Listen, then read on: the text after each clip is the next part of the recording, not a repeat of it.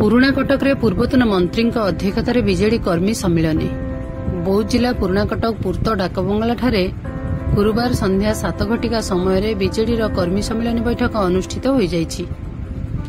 सम्मिलन बैठक में पूर्वतन मंत्री श्रीजुक्त प्रदीप कुमार अमात जोगदे समस्त बीजेडी कर्मी को मनोबल दृढ़ करने सह लोकों काम करने एवं बीजेपी सरकार 100 दिन विकास बीजेपी लोकों मिछुआ सरकार बोली बैठक में आलोचना होइथिला।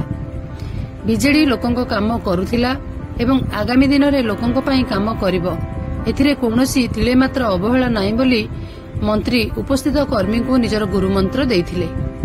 एपरिकी आसंता 7 तारिखरू तिलेश्वर ठारू चारिछक पर्यंत बीजेडी पदयात्रा आरंभ करिबो।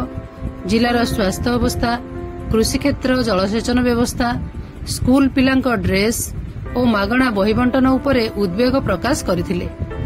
एही बैठक में बौद्ध जिला पर्यवेक्षक चित्तरंजन कर्ण, कार्यकारी सभापति सुबोध प्रधान समेत बीजेडी नेता रविनारायण प्रधान, प्रदीप साहू, अवकाश साहू, धीरेन देहुरी, सीताराम अग्रवाल, तिरी महाकुड़, पंकज कंवर, अक्षय कंवर समेत बहु बीजेडी सरपंच, समिति सभ्य और 300 रु ऊर्ध्व कर्मी माने जोग देथिले।